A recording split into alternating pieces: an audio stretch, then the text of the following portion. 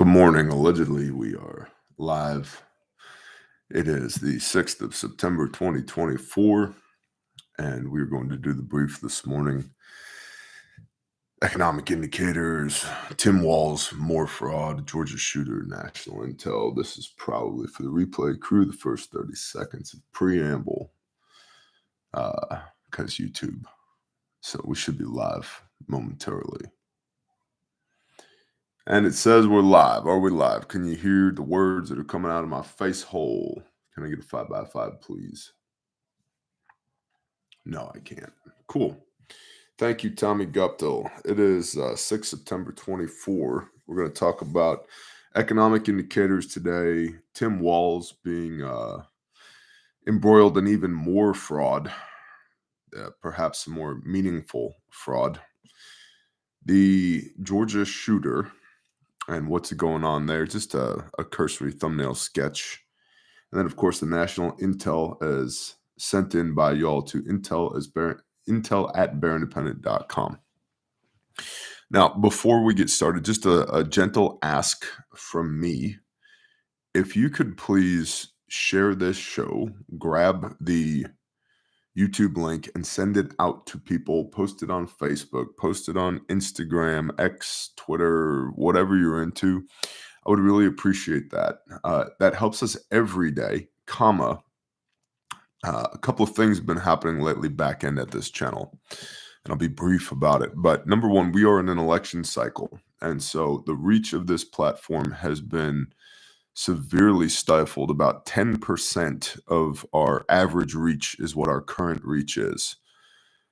Typical video, Bear Independent video that I'd put up would have somewhere between 20 and 40,000 views. We have 205,000 subscribers currently. So between 20 and 40,000 views within a 24-hour period.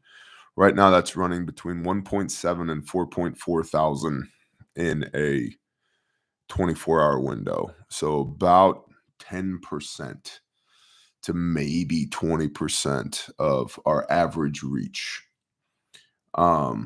So we're being, it's an election season again, and the bots and the trolls are back. So yeah, very similar feel to 2020. So that's something to be aware of. The election season coupled with the fact that we did a brief last week about censorship, not my words, reporting on what Congress has been saying and what major media outlets have been saying regarding Mark Zuckerberg and the Meta platforms. And then we also talked a little bit about the Google platforms that own this YouTube channel. And those two things together are severely limiting our reach currently. So if you could please do all the things that help any YouTube channel, if you could do those for us, I would greatly appreciate it. Like, subscribe, comment, share. The engagement is always very important, but it's extra important right now. That's my ask for today. Thank you, Hillbilly, for the super chat. That's my ask for today. That's it. Now, let's move on with the brief, as written by the Dance Monkeys, intel@bearindependent.com. And you may be asking yourself as we read this brief, who cares? Well, there's some deeper things going on here. RL says, hell, I get shadow banned on every platform. Yeah, same. And for all the people who are going to speak up and say, Bear, you should be on Rumble. I am, and I have been for years. That tells you how viable Rumble is as an alternate platform. Every brief goes up on Rumble. Every single one. Yeah. And has been for at least a year and a half, probably closer to 2 years. So not a viable alternative. Okay. Coffee. Praise the Most High. U.S. Steel has the capacity to produce 20 million metric tons per year. U.S. Steel. Yeah. Remember that back in the heyday of American industrialism, the Vanderbilts and the JP Morgans and Japan's Nippon Steel has a deal planned with U.S. Steel to take it over for just shy of $15 billion. Additionally, Nippon agreed to spend an additional $2.7 billion to fix up the steel plants. When it was reported that President Joe Biden was preparing to announce that he would block the deal, U.S. steel shares fell just over 17% minutes before the downtown rally finished. But there are more cascading effects than just a stock price dip. If the deal is actually blocked, then U.S. Steel will most likely close down plants and move headquarters out of Pittsburgh, according to U.S. Steel CEO David Burritt. All right, so what's happening here? 2024, Bidenomics and socialism is happening here, coupled with China. See, we are already in a war with China and have been for a long time. It's just most people do not understand, let alone recognize asymmetry. China, years ago, 4 years ago, printed $90 trillion, trillion with a T, and they invested approximately half of that into the US stock market, which is kind of one of their secret weapons. They can pull that fake money out of our stock market at any time and collapse our stock market when they feel like it. That's not great. And then the other $45 trillion or so, they invested into infrastructure, primarily manufacturing and energy production in their country. Because, we live in the world of whose line is it anyway, where the rules are made up and the points don't matter. So that 45 trillion that went into manufacturing has caused low cost, low quality Chinese goods to flood the markets globally, which asymmetrically affects the United States manufacturing and economy because you literally can't compete on price with stuff that comes out of China. And the consumer is so underinformed that they buy Chinese bullshit instead of American made products, with the major caveat that a lot of American made products also suck. So it's become very, very difficult as an American manufacturer to navigate 2024. Ask me how I know. I'm the founder and CEO of Refuge Medical. We manufacture here in the United States of America. So by China flooding the international market space with cheap goods, low quality, cheap goods, it makes it more and more difficult for American manufacturers to compete. That's asymmetric warfare. U.S. Steel, what do you think they produce and where do you think they produce it? Probably steel here in the United States of America. Now, you might not know this, but steel is really important when you go to war. It's good for a peacetime economy from a manufacturing standpoint, quality of life, but it's required for a wartime economy.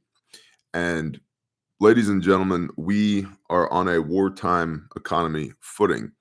Made it happen, let it happen, intentional, unintentional. I submit made it happen, intentional, between Ukraine, which is a proxy war between the United States and Russia, and Israel, which is a proxy war of proxies between the United States and Russia, and soon to be war in the South China Sea. I've had dozens of contacts from people in the Department of Defense, the United States government, over the last year, all of which amount to we are going to hot war with China sometime soon. And when asked how soon, the answer is anywhere between a week and 5 years from now. So we don't know, but it's going to happen unless somebody changes course somewhere. But we, the United States of America, are planning quietly on the military side and the government side for a hot war with China. No steel, no guns, no tanks, no bombs, no planes, no boats, no submarines, none of that. So U.S. Steel is strategic. Now, Biden is saying he's going to block the acquisition of U.S. Steel by Nippon Steel.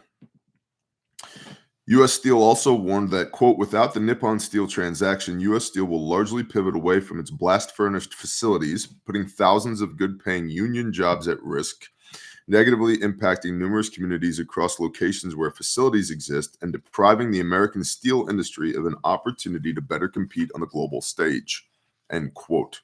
Let me tell you how blast furnaces work. Once you turn it off, you don't turn it back on again. So they have these huge crucibles, big, huge metal pots that they heat up ore in, very, very hot until it becomes molten liquid. And you have to repeat that process over and over again because if the ore, the molten metal, steel, aluminum, and it's even harder with aluminum, if it cools in the crucible, it joins to the crucible. It's thermally welded to the crucible. And this crucible is not the size of a coffee cup. It's not the size of a pickup truck. It's more like the size of your house. You're talking several hundred tons, 200 to 300 tons of ore inside of the crucible. They're not readily replaced. They're not easily replaced. And they, generally speaking, have to operate around the clock because if the ore that's inside of them cools, if the molten metal cools, that crucible's done for. You lose all that material and the infrastructure to produce the material. So it has to run around the clock. It has to remain hot around the clock. So if you close one of those facilities down, it's done. We don't start over again. We don't just come back on Monday morning, flip the switches, and fire it back up again. It's critical infrastructure. Additionally, a spokesperson for Nippon Steel said, quote, simply put, U.S. Steel and the entire American steel industry will be on a much stronger footing because of Nippon Steel's investment into U.S. Steel, an investment that Nippon Steel is the only willing and able party to do so. I think that the reason that the government, especially our current administration and potentially the projected administration after November 2024, doesn't want Nippon Steel to buy US Steel is because the government wants to own the steel manufacturing process, whether that's directly or through bailouts, one or the other.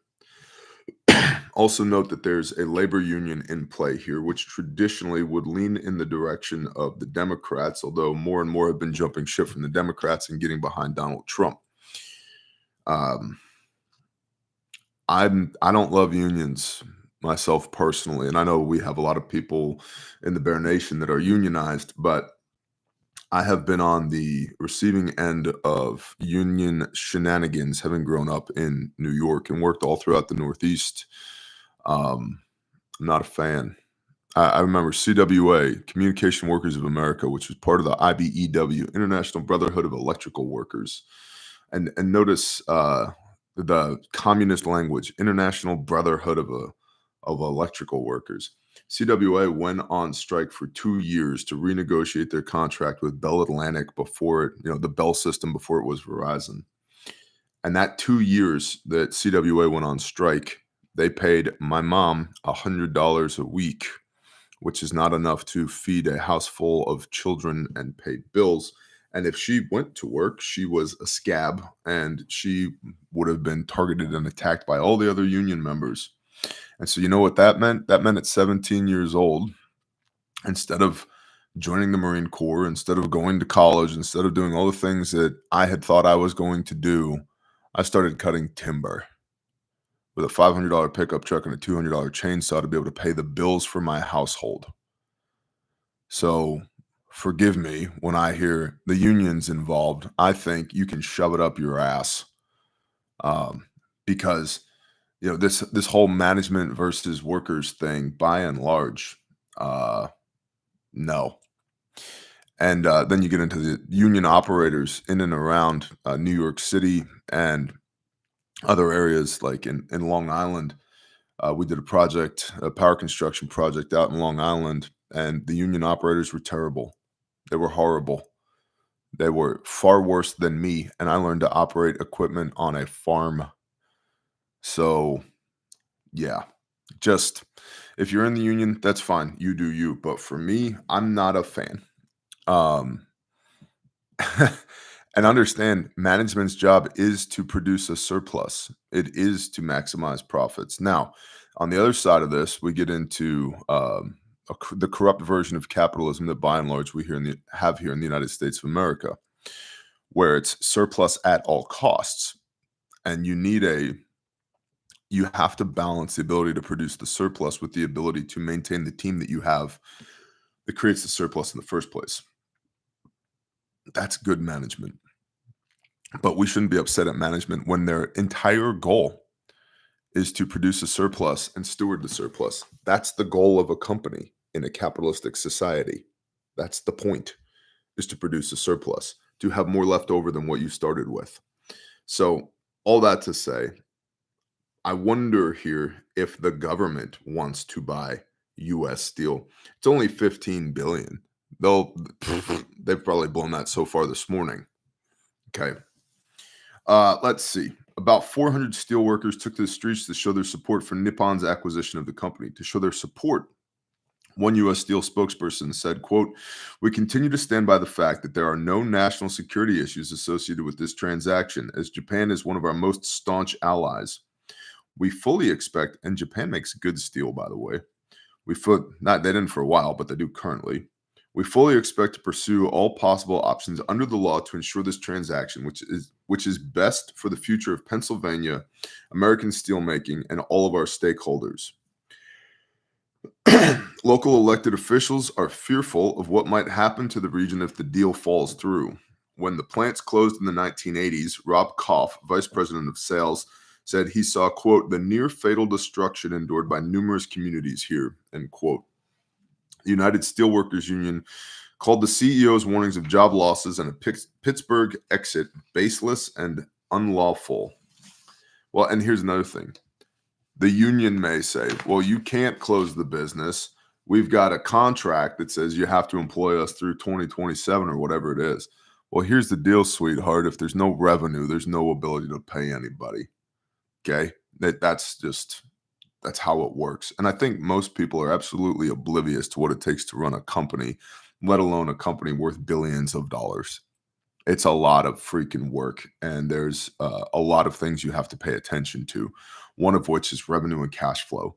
If there's no revenue, if there's no cash flow, it doesn't matter how much you love and enjoy the people on your teams. If you can't pay them, you don't have teams anymore. Even if the teams have a contract that says you have to pay us through 2027, if there's no money, there's no money. It's as simple as that. And then, well, if management had done a better job, there'd be more money. Well, wait a minute. You're the ones constantly fighting with management in the first place to take more money out of the surplus. And so you can have 3 more 15-minute smoke breaks in your workday. That's retarded. It's not just Biden that's hoping to block this acquisition. Both presidential candidates are opposed to the deal. Both presidential candidates are opposed to the deal, with Vice President Kamala Harris saying that it, quote, "should remain an American-owned and American-operated company." One employee of U.S. Steel who wished to remain anonymous mentioned this, meaning, "If I want to keep my job for the long term, I got nobody I can vote for." So, something to keep an eye on, this whole U.S. Steel thing and the bigger implications. Why do we care? Why do we care? I care because steel manufacturing is critical to the defense industrial base. And if we lose steel manufacturing or any type of manufacturing in the United States, let alone steel, which is a base product, it's an input for basically everything else. If we lose that capacity here in the United States, it's going to hinder our ability to fight and win the country's wars. And if the government buys U.S. steel, the government is in on the ground floor, input material for everything or almost everything in the United States of America. I mean, I'm just looking around my office right now. There's steel in almost everything that I can see. Steel that you wouldn't think of, like that printer right there has steel in it. These chairs, that TV mount on the wall, this metal cup, the the microphone stand, the tripod, everything. Here's a muffler cover from a bark box from West Coast Saw for an MS-661. Steel. It's all steel. So if the government now owns it, do you even communism, bro? Which shouldn't be surprising. I think the reason Don doesn't want to do this is he wants to keep ownership in the United States of America, which I can understand. because it's critical infrastructure. I think the reason Kamala Harris and Tim Walz don't want to do this is because they want the government to own it because it's critical infrastructure. Shifting gears a little bit, reporting from the Blaze that was actually good until I read the article deeper and realized they just ripped the report from Axios and then put a Blaze headline on top of it. Yeah. The Blaze has fallen off hard lately. They've like a year ago started producing actual reporting again, and then I don't know what happened, if they had a change in management or they are also having revenue issues because it's 2024 for them too. But their reporting has fallen to shit yet again. Tim Walz hit with House subpoena for records on massive alleged $250 million pandemic fraud. Who'd have thought? Democratic vice presidential candidate Tim Walz was subpoenaed for records related to a $250 million alleged fraud scheme during the pandemic. The massive fraud involved funds being paid out to a nonprofit called Feeding Our Future that claimed to be set up to help feed poor children in Minnesota, but instead apparently stole millions to enrich the plotters. This, by the way, is part of why, it's not the only reason, it's not even the main reason, but it's a reason why neither Grindstone Ministries nor Caleb House, our two 501c3s, will ever take a dime of government funding. I don't want anybody laundering any government money through any of our businesses or our ministries. And I certainly don't feel like getting subpoenaed by Congress to then, because if you're subpoenaed, all your records, all your information, all your operatives, everything you got is now under scrutiny and may be exposed. And when those expositions happen, real people's lives could be negatively affected and or lost. So, yeah, we don't take any money from the government because the government's a bunch of assholes anyway. House Education and Workforce Committee Chair Virginia Fox, Republican of North Carolina, says that Walz, who is the governor of Minnesota, was unresponsive to a request for information about the alleged scam. Although some documents have been produced for the committee, Fox says that they were not produced in a timely manner, nor did they answer her questions about Walz's oversight on the program. A U.S. attorney charged 70 people in relation to the scam in 2022, and to date, 5 individuals have been convicted of fraud. Others are awaiting trial on charges including bribery, wire fraud, conspiracy, and money laundering. The Democrats would never do that. Here's another thing, though, just so we're on the same page. They absolutely would, and so would the Republicans, and they both do it. Just so we're on the same page here. The entrenched Rhino base, the traditional Republican base, part of why they hate Donald J. Trump. And for anybody who happens to be new here, I'm not a Trump simp. But part of why they don't like Trump is that he is a threat to them too. And he is a threat to them too because they do the same exact bullshit that the Democrats do. That's it. And they're all friends. They act on camera and in the media as if they hate each other's guts, but by and large, they're all friends. They all go to the same bars after work and figure out, hey, what play are we going to run tomorrow so we can continue to divide the American people so that we can fleece them and take as much of their money as possible and coalesce power and influence and money at the upper echelons of society, which is populated by them, not us. Is Bear Jewish every friggin' time? No. I'm a white Oklahoman guy that's a quarter Native American, half German, and a quarter European mutt. If you're asking my belief system, I'm so Christian the Christians don't like me anymore because I read the Bible and then actually do what it says.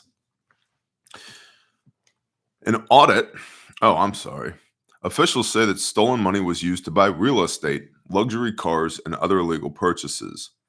An audit found that Minnesota Department of Education failed to catch warning signs of fraud from the nonprofit and didn't force organizers to meet program requirements.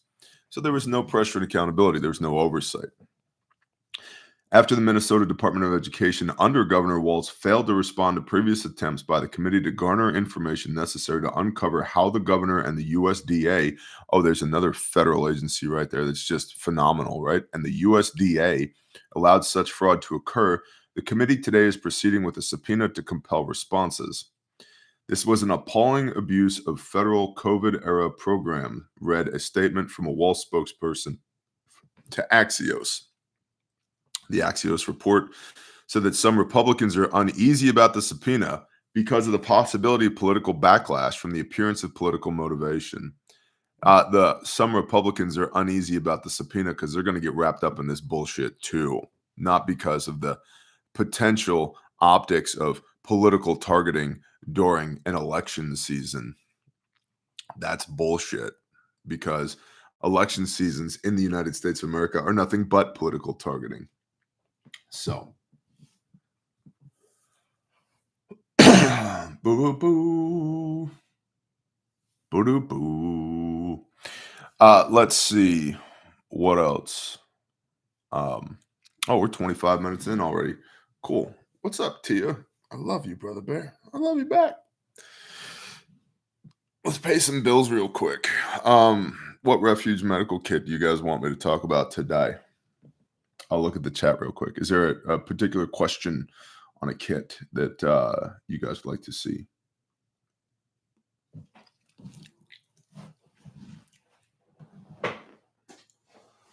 Thoughts about skin staplers? Bearfac, Stomp, OpFac.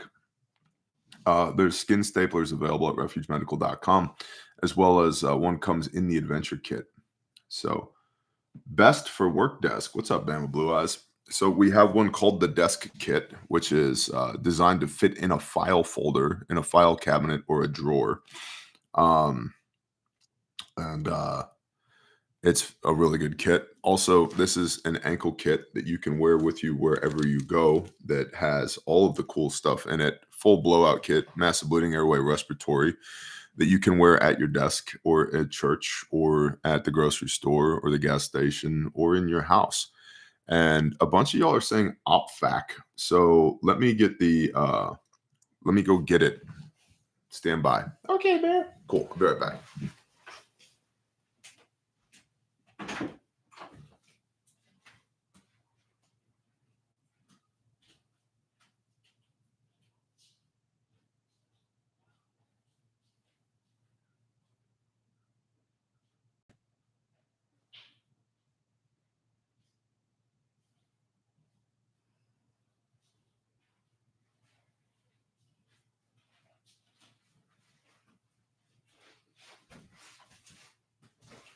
Do-do-do-do. Hey, look.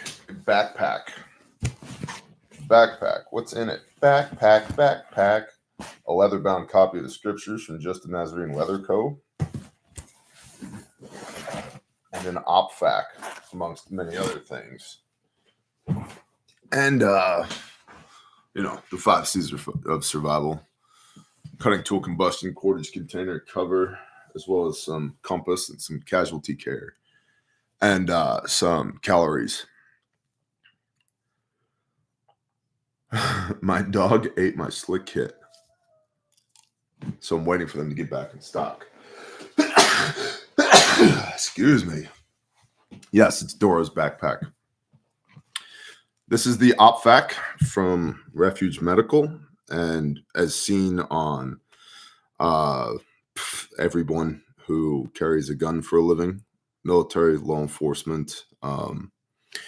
Let's see, Born Primitive is running these. Ryan Training Group is running these. Some actual Navy SEALs are running these. Some other units are running these.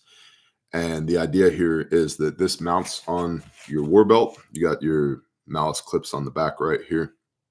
And then you've got 2 sleeves for tourniquets, a top sleeve and a bottom sleeve. So you can run 2 tourniquets or put one, put the tourniquet either on the top or the bottom, depending on how you want it to present. You've got room here for chem lights, regular or IR for marking rooms or for signaling or whatever. You've got your, Sharpie here on the outside. if you want it. You can also stick a pen light in this, whatever you might have. And then the way this works is that if I need this, inside of here is a red handle. Reach in, grab the red handle, pull. And so this portion here stays on your war belt, your chest carrier, your chest rig, plate carrier, whatever. And then this is my blowout kit. So I can get it out and use it where I need it. Pop it open. And as you can see, everything inside of here is actually organized so it can be used in an emergency. I've got 2 pairs of gloves because gloves on, scene safe. If it's wet and not yours, don't touch it. I've got my compressed gauze here for wound packing. I've got combat gauze, hemostatic impregnated gauze here for wound packing. I've got a pressure bandage right here for wound packing. So between the tourniquet, the gauze, and the pressure bandage, that's my massive bleeding, right? Which is 90+% of our issue. I've got my shears so I can expose, which is part of our E in the March E algorithm. So we want our casualty what's called trauma naked.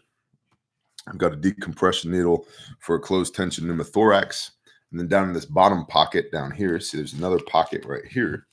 I've got nasal pharyngeal airway right here for maintaining a patent airway, and 2 packs of chest seals, aka 4 chest seals, and flat duct tape, which can be used for a lot of things. And so this is a blowout kit for your kit. I saw somebody in the comments earlier said that there are thousands of foreign combatants on our soil. We're so screwed. And there's a lot of people that have firearms, a lot of them, and I'm very pro firearms. But there's very few people that actually know how to use those firearms in an offensive/defensive capacity for the preservation of life. There's even fewer people that have those firearms, that have a medical kit and the ability to train with it and the ability to use it, that if they need to save a life with it, they can. So this is very compact, very lightweight. This replaces the ARC in our lineup. It has more functionality than the ARC. It can also be run on a dangler. There's a dangler that's available for it at refugemedical.com. And the travel fac is this same footprint, different contents, same footprint, designed to be applied to your headrest. Where are you? Where did you go? Oh, it's over there. Hold on.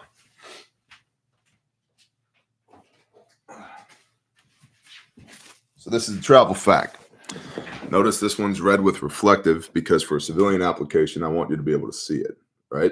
It's the same concept. You run tourniquets, multiple on the outside, pen light, Sharpie on the outside here. And then the same concept, right? If I get into a wreck, I can reach behind my headrest, pull, take the inner pouch out. And then here's all the stuff that I need to fix a motor vehicle accident. Okay, and this one has a Slishman tourniquet in it, which is a pediatric tourniquet. This is the travel fac. Okay, so pediatric tourniquet, gloves, pressure bandage, wound packing gauze, shears, and then down in the bottom, down in here, I do have chest seals, but I've also got band-aids, duct tape, boo-boo wipes, small gauze, etc., etc. So basic first aid stuff, tape, but also, oh no, I just got into a really bad car accident stuff. So that's the travel fac, both of which are available at refugemedical.com. If you use promo code BEARNATION, you get free shipping on everything in the store. Everything is HSA, FSA eligible, all the things. And also know that the store will close tonight at sundown, and it will reopen Saturday night at sundown because we observe a biblical Sabbath, not a Jewish Sabbath, a biblical Sabbath. So if you're interested in getting some stuff, now's the time to do it. And I appreciate y'all very much. And if you don't know what to get, I just did a video last week called, what was it? Medical kits for mama bears and grandma bears or something like that, or trauma medicine for mama bears and grandma bears. So it was actually a live stream. So you may need to click the live stream tab on YouTube, go back and look for that. and it's about an hour long. The first 37 minutes of it is teaching. Why do I need this stuff? What does this stuff do? How do I use this stuff? And then the remainder is now here's the different kits that you could use in these different applications. It's not to sell you a bunch of shit. It's so that you understand why you might need it and which kit checks which box for you, depending on what you're doing.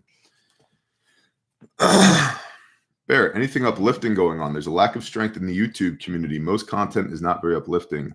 I get it, but shouldn't we try to be more optimistic? Said, yup, I said it. I will respond with this. Yup, I said it. I've read every word of the New Testament on camera and most of the Old Testament, in process of reading the Old Testament. I post the Torah portions every Friday on Patreon. I just did a 2-hour and 20-minute live stream on Patreon last night. It's out there if you're looking for it. If I do a live stream on, oh no, the North Koreans are going to nuke us, 50,000 views that fast. I post a video about the words of Messiah, maybe 1,000. It's there. What you gaze upon, you will become. What you go looking for, you will find. There's plenty of uplifting things going on, but the human brain is wired to look for threats, and that is capitalized on by most content creators. Go look for it. It's there. Go look for it. Definitely at this channel. It's definitely there. And as for the remainder of the YouTube content creation community, hell if I know.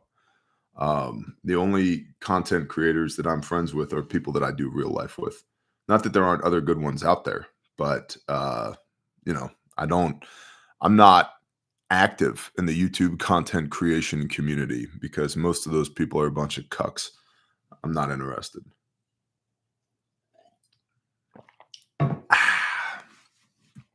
Interesting article from Axios. The father of the Georgia school shooting suspect charged with second-degree murder. The father of. Now, never mind the fact that this kid was on the FBI's radar for over a year. Never mind the fact that this kid's manifesto was filled with far-left communist socialist propaganda. Never mind the fact that he was probably gender confused. There seems to be some reporting on that. That's not conjecture. Never mind the fact that he very clearly had disciplinary issues. He was probably a sleeper. Probably. That is conjecture. That is opinion. But he was probably a sleeper. Never mind all of that. From Axios. The father of the 14-year-old Appalachia high school student arrested in connection with a massacre that killed 4 people. A massacre. 4 people. And injured 9 others has been arrested. Now, I'm not for any innocent people getting injured or killed. I'm not for it. But a massacre is a strong word. The father has been arrested, according to the Georgia Bureau of Investigation. Colin Gray, 54, has been charged with 4 counts of involuntary manslaughter, 2 second-degree murder, and 8 counts of cruelty to children.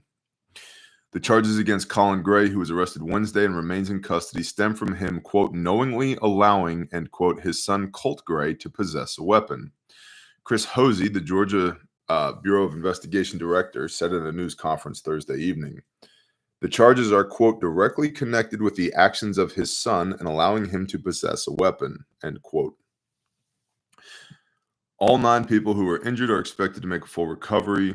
Colt Gray, who will be tried as an adult, is charged with 4 counts of felony murder. He's accused of using a, quote, AR platform-style weapon, that's not even words, to kill Appalachia high school students Mason Schermerhorn and Christian Angulo, both 14, and math teachers Christina Irimi and Richard Aspinwall, who was also an assistant football coach. Sheriff's deputies visited the family's home last year to interview the father and son after a tip regarding an online threat allegedly made by the then 13-year-old. Colin Gray allegedly told a deputy during the visit that he had hunting rifles in the home, but his son was only allowed to use them under supervision, according to an incident report from the Jackson County Sheriff's Office shared with Axios. Yeah, that's reasonable. Yes, there's weapons in the home. My children only have access to them under supervision. That's reasonable. But this guy is being tried. The father is being tried for the crimes of the son. Now, if there's negligence here on behalf of the father, maybe that's arguable. But I have this book. It's called the Bible. And in the Bible, it's very clear that the sins of the father do not pass to the son, and the sins of the son do not pass to the father. Also, never mind the fact that this kid was radicalized. Exactly, Nick in the chat. It's horrible, but mental health is a thing. Exactly. And notice again the patterns of behavior that this kid had regarding mental health or lack thereof that all these other shooters have had as well. It's not a gun thing. And why is this happening now? Oh, because it's election season again. And they want to have this talking point of weapons of war on the streets of our communities. Bro, that shit is so old. It's so old. Like, stop. There's 500 million registered guns in the United States of America. And we all know at least one person that's got an 80% lower, at least 180% lower somewhere. Dude, it's probably closer to 1 billion guns in this country. And if there's only 340 million people here. If gun crime was that bad, there'd be like 12 people left in the United States. Like 12.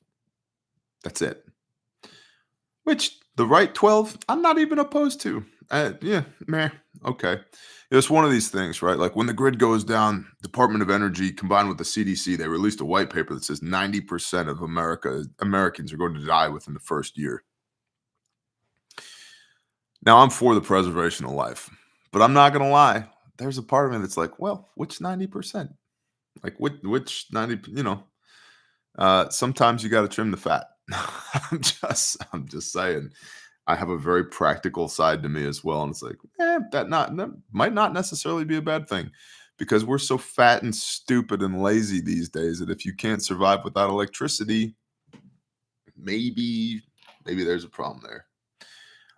This kid, mental health problem, not gun problem, mental health problem. Notice also, by the way, Mr. Thomas Crooks, not hearing anything about that. We're 5 weeks out from Donald Trump getting shot in the earlobe. Haven't heard another word about that kid. Yeah. Shot in the head, body cremated, the end. But yeah, nothing to see here. Nothing to worry about. Nothing to see. Definitely not a pattern of behavior. So this other kid in Georgia, his parents are being charged. The arrest of Colin Gray comes months after James and Jennifer Crumbly became the first parents in the U.S. to be held criminally responsible for a mass shooting committed by their child. The Michigan couple was sentenced to 10 to 15 years in prison after they were found guilty of involuntary manslaughter after their son killed 4 students and wounded 7 others in the 2021 shooting at Oxford High School in Oakland County. Now, if he had what did they call it? AR platform style weapon, we can assume that it was serialized. And we know, even though they're not supposed to be, the ATF absolutely has a registry. I'd love to know which federal agency that AR platform style weapon tracks back to. That'd be good to know. Yeah. Just saying. Where did he get it from? Who are the parents? Maybe worth doing a deep dive on who the parents are. Anyway, just something to be aware of. They're charging the parents, or the father at least in this incident, for the crimes of the son. And if dad said, yeah, there's guns in the house, but my children don't have access to them unless they're supervised, that's perfectly legal and moral. The Iridium Group, Barrett, good morning. What's up, bro? Somebody left a stack of shirts for me, Iridium Group. I think it was you. I know it was you. Thanks, bro. So it is a mental health thing. Shall we do the national intel? Yes, we shall. We're 45 minutes into the brief. Why not? I live in central mid-coast Maine. Intel at bearindependent.com is where you send this stuff. Okay? Where, Bear? Intel at bearindependent.com. I will take one shirt. Okay, Dud. Sounds good. I live in central mid-coastal Maine. I was at our local CVS, which is a pharmacy. I'm there pretty regularly, and yesterday, 28 August, they were stocking 2 empty shelves with N95 masks and COVID tests. Bleh. This store has not had these in a very long time. I often visit this store to stock up on some smaller preps such as children's motions, stuff like that. They haven't had these masks or tests until now. Next, I'm the website admin for a major manufacturer in the tool industry. Today, we received a notice from our web agency that reads as follows. Quote, we are going to perform electrical maintenance early Friday, 12 a.m. to 2 a.m. During this window, we will be running tests on our generators and transfer switches. We are not expecting any outages during our tests. Periodic testing like this is necessary in order to maintain the long-term reliability of our data centers. I'm certain that it's common practice for a data center to test backups. It's just odd because not once in the 6+ years of working with this agency have we received a notice like this from them. It could be nothing, but was immediately convicted to pass it along anyway. The timing is certainly interesting, if nothing else.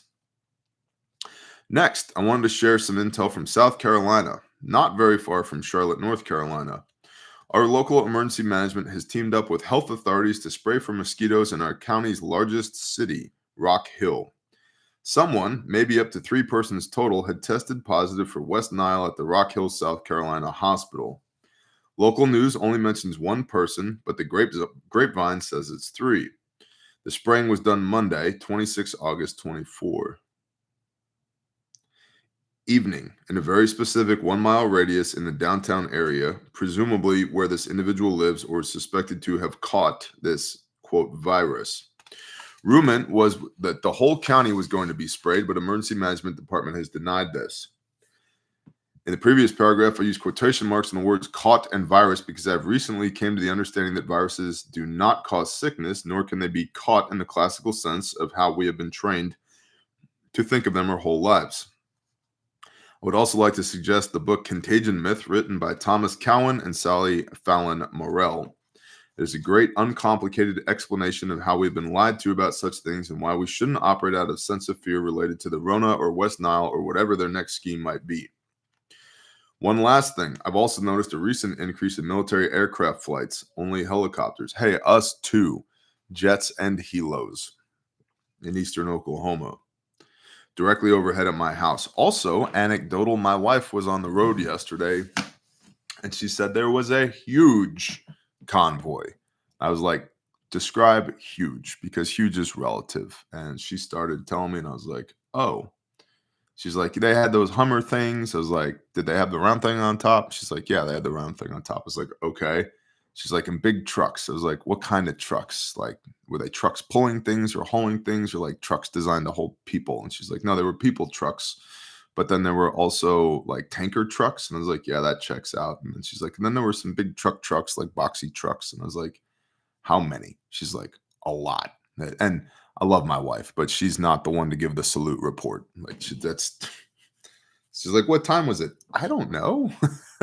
Where were they? In the county. Okay. What kind of uniform did they have on? It was brown. Okay. What kind of equipment? It had wheels and it was brown and green. Okay. Cool. Hey, she got the intel, says Nick. Yeah, but I was just every refuge class that we teach, one of the points that I make to the students is you have to have specificity with your information. Otherwise, it can't be intelligence. And what I mean by that is I'll ask people like, how long did that take? And their response will be like, too long. That's not a time. Give me a time. How long do you think that took? 2 minutes, 5 minutes, 10 minutes. It's like, actually, it took 4 minutes. Okay. Right. How many shots were fired? A bunch. A bunch doesn't tell me anything. A bunch isn't a number. What direction did the shots come from? Iridium Group says, by the way, Eastern Oklahoma is beautiful. Yes, it is. Thank you, brother. It is. It's a gem. A lot of people don't move here. We're full. We're full. I don't need any new friends unless it's you, Iridium Group. You're cool. Everybody else, don't move here. Don't. We're full. So you have to provide specific information to the best of your ability. How many shots? How many people? What time was it? What was the location? as Kyle, Iridium Group. It's ugly, flat, and barren. Yeah, it's a wasteland. Nobody should move here. Be specific with your information to the best of your ability, because from an intelligence standpoint, how many people were there? A bunch doesn't help me, right? Because a bunch is relative. Is a bunch 7, 70, 700, 7,000?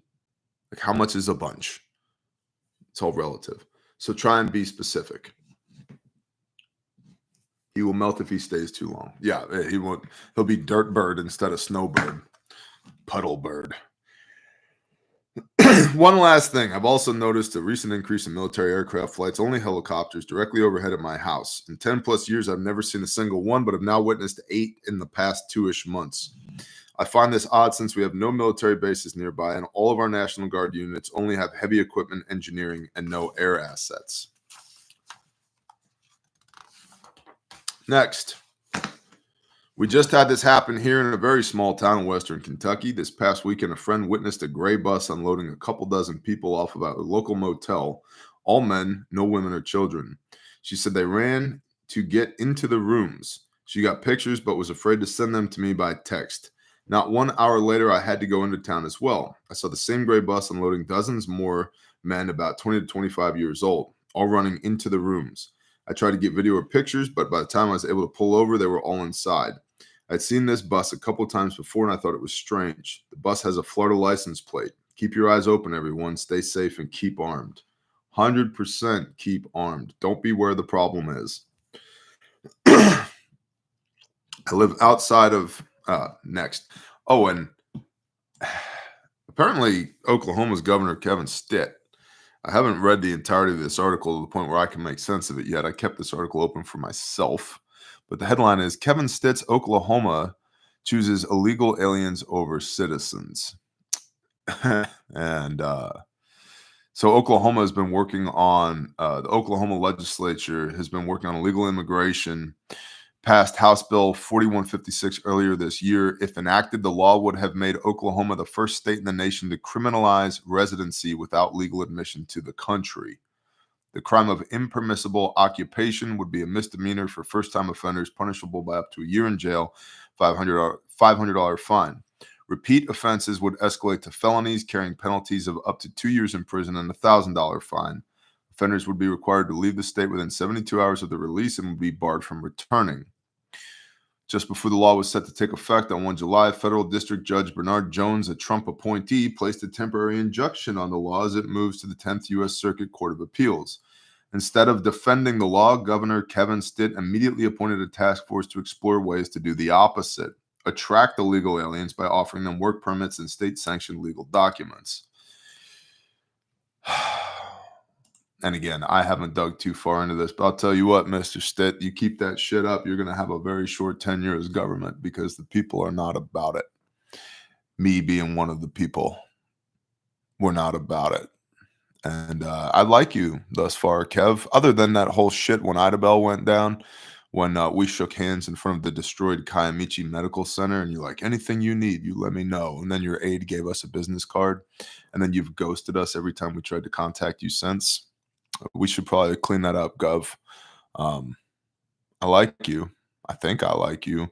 But I'll tell you this. The real people in the state of Oklahoma, not one county of which has voted blue in the last 20 years, not one county of which, including Tulsa and Oklahoma City, has voted blue in the last 20 years.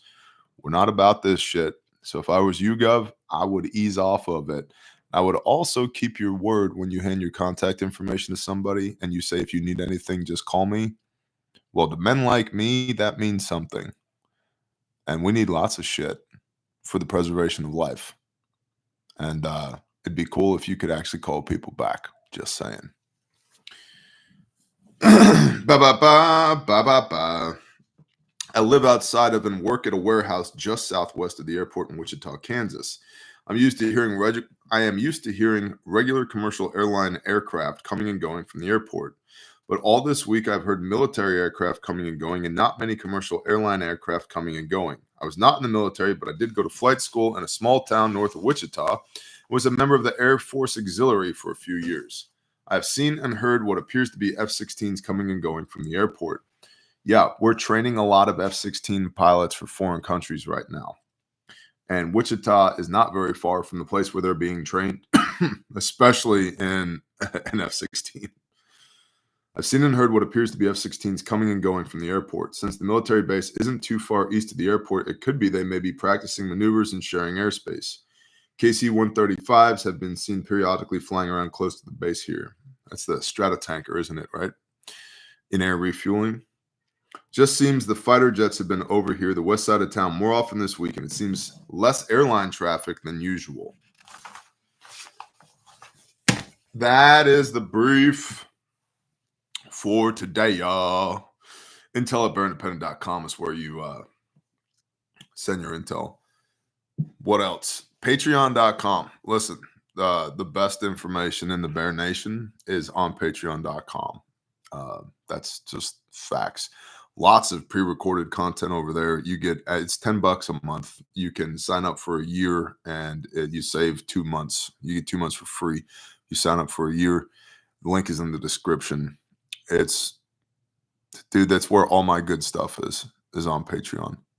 It's just a fact. And there's over 5,000 videos in the backlog. You got a question about a thing, you can use the Patreon search bar and just search and probably find multiple videos to answer your question. In addition to the new pre-recorded content that comes out every week, in addition to the weekly exclusive Patreon live stream, in addition to the Patreon chat that's on there, in addition to the community of people that are on there, in addition to the Bear Independent Discord that's on there, $10 a month. Link is in the description. The economic engine of the Bear Nation is Patreon. It's certainly as sure as shit is not YouTube. What else? Caleb House. Caleb with a K. Caleb House. One of y'all a while ago said, hey, when it comes time, I want to donate paint for Caleb House. And we have since been trying to get a hold of you. And you have not gotten a hold of us back. So if that's you, hey, get a hold of us again. And if that's not you, but you want to do some paint stuff, like if you have a painting company or whatever, we need paint. That's what I'm trying to say here. Paint.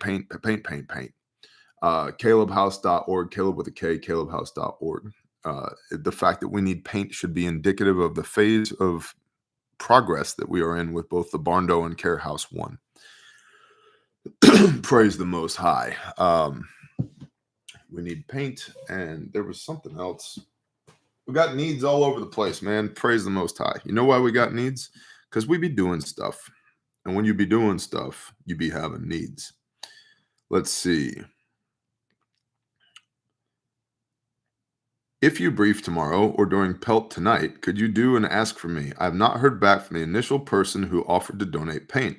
I'd love a paint sponsor, ideally through Bear, so I can pick up at Home Depot, or a Sherwin-Williams person, because then we can also get primer and texture. Also, the few times I've thrown the correct email, volunteers@calebhouse.org, in the chat, Blue Wrenches have deleted it, but people can email me there directly. All right, Blue Wrenches, stop deleting volunteers@calebhouse.org. People can contact volunteers@calebhouse.org if you'd like to come and volunteer, or if you'd like to be our paint sponsor. We need a paint sponsor. Can I say paint more often? Paint. We need paint. What color, Bear? I don't friggin' know. I'm so colorblind. I have no idea. My wife got her hair dyed yesterday, and she came home. She's like, do you love it? I was like, what friggin' color is it? I think it looks great, but I have no idea what color it is. So this also may come as a surprise to you. Hashtag not the guy in charge of paint.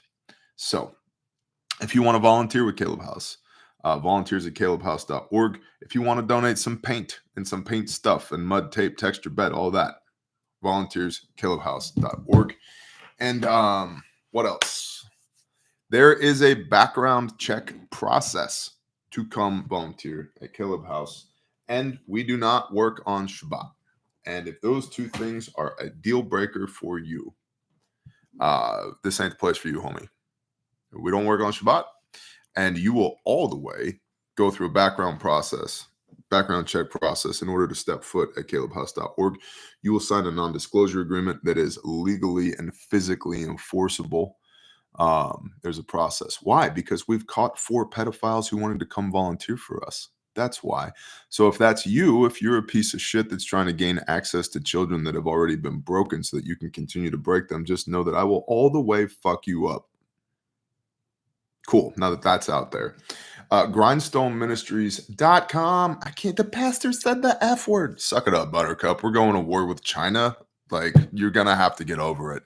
He made a bad noise with his mouth. Yeah. I did. And it ain't going to be the last time either. So, abandon ship. Get in the lifeboat.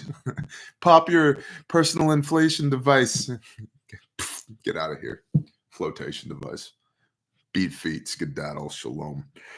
And then we've got Grindstone Minestronesoup.com. I think that's what we called it, right, Kyle? Is that what it is? We're rebranding to Grindstone Minestrone. It's part of our sustainability plan.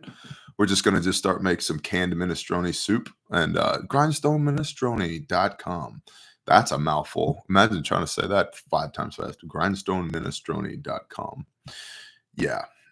So Grindstone Ministries, we need volunteers and we have donation opportunities over on the Grindstone side of the house as well. What does Grindstone do? So disaster relief, maintains a state of readiness for hurricanes and tornadoes within a 500-mile radius of where I'm currently sitting. So we can go be the hands and feet of the Most High and help people who have lost everything. We do vegetative and construction and debris removal, debris hauling, demolition of condemned houses so that people don't have to pay for that out of pocket, temporary lodging, provide meals. We provide, one of the huge things we do is we provide pro bono consultancy services to the emergency management on the ground because this is not our first rodeo. It's our 45th rodeo. And we don't have to think about how this is going to go down because we've seen it dozens of times. So that's a huge part of what we do. But Grindstone, we are currently remodeling a facility in Eastern Oklahoma, and we need a professional landscaper. We need a dirt contractor. We need some drainage issues corrected, and we need an HVAC person to fix or replace 2 broken ACs. So if that's you, grindstoneministries.com. Otay. That's how's your 3,500 going, Bear? After 8K in 12 months, mine out of shop and running. Next week, putting a flatbed on. Awesome, Ben Valley. You know, I haven't had the opportunity, or I have not created the opportunity to go drive that truck for more than an hour to make sure it's actually squared away. But I need to. I need to do that. Maybe I'll do that today. We'll see what happens. But I have to do that. Put the mini splits in place of the HVAC. Trevin, see, you're not here, so how can you say that with any authority? You haven't seen the situation. You don't know what we're dealing with. You don't know the layout. Yeah. Are mini splits cool? Yes. Are they the appropriate solution to the problem? You don't even know what the problem is. It's like, Doc, my foot hurts. Cut it off. We need to amputate. Cut it off. It's like, no, actually, it's just a splinter. Too late. Cut it off. That's the show for today. Again, please like, comment, subscribe, share. That helps us battle the YouTube algorithmic robots. Please also remember refugemedical.com. If you've previously bought from Refuge Medical, do us a favor, please go to our Google, just our Google page, right? If you go to Google and just Google Refuge Medical, our business page will come up.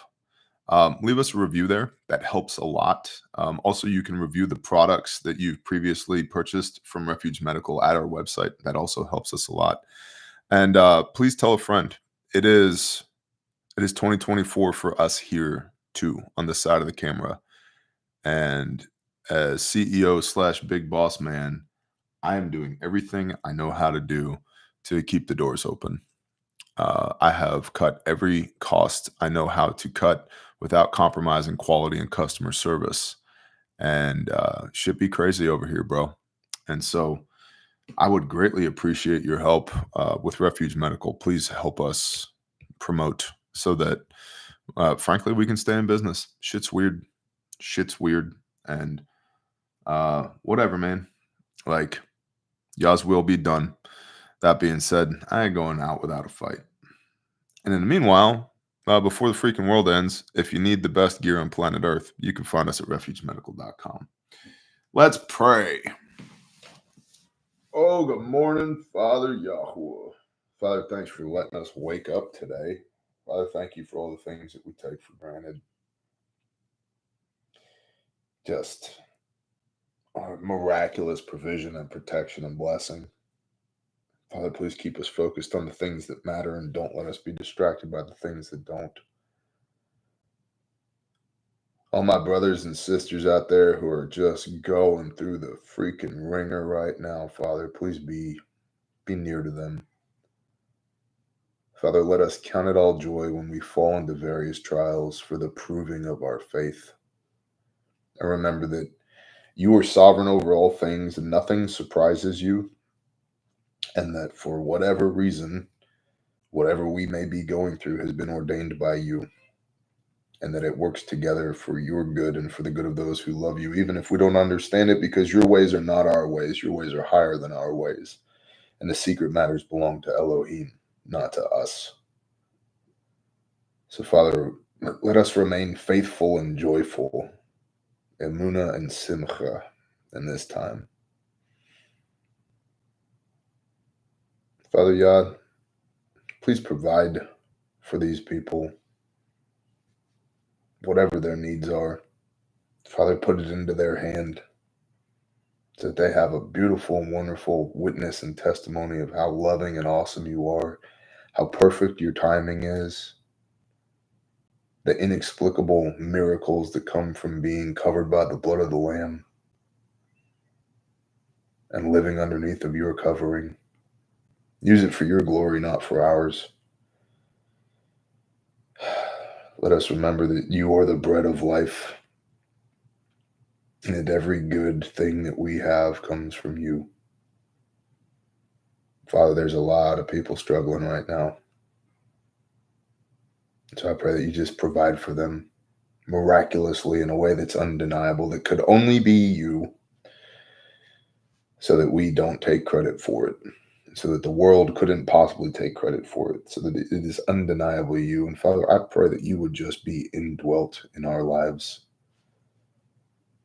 that you would descend like a cloud into our hearts, that it would be abundantly, egregiously obvious that we belong to you and that we serve you and that you are real. That we would be so peculiar that the world looks at us cockeyed, wondering what the hell is wrong with those people. We can't help but grin stupidly at how awesome you are. Father, thank you for the covering of blood of Messiah. Thank you for making a way for us to come home again. Father, Yah, please pour out your spirit on all flesh. Give us wisdom and discernment by your Ruach HaKodesh to say what we need to say, to be where we need to be, to do the things that you require of us, to conduct ourselves as sons and daughters of the Most High and the model of Messiah.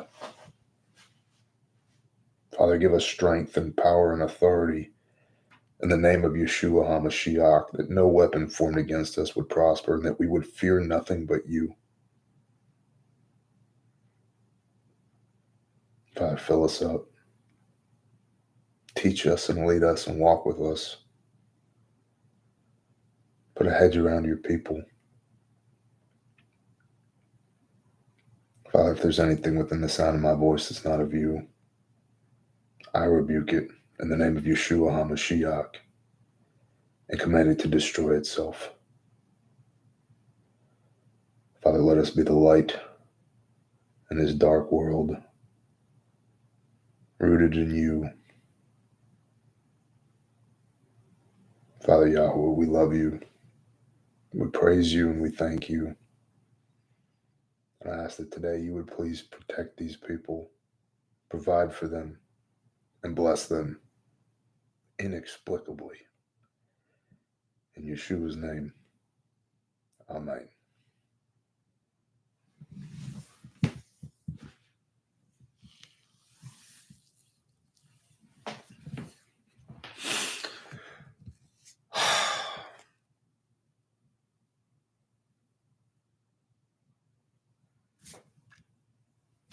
No weapon formed against us shall prosper. Do not succumb to a death by 1,000 cuts either. Band-Aids. Band-Aids fix a lot of shit. And I'll leave you with this. A phrase that I'd like you to ponder over the weekend. If you know anything, even remotely, about, diet and exercise, you probably heard the phrase macros. Macros, right? Protein, carbs, fat. What are your spiritual macros?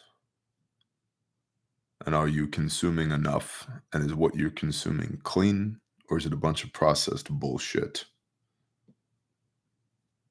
What are your spiritual macros? And where do you find them? Not all carbs are bad. You might want to just get a face full of the bread of life this weekend. I love y'all. Thank you for being a part of what we do here. Everything we do here, for as long as the Father allows us to do it here. I'll see y'all when I see you. Shalom.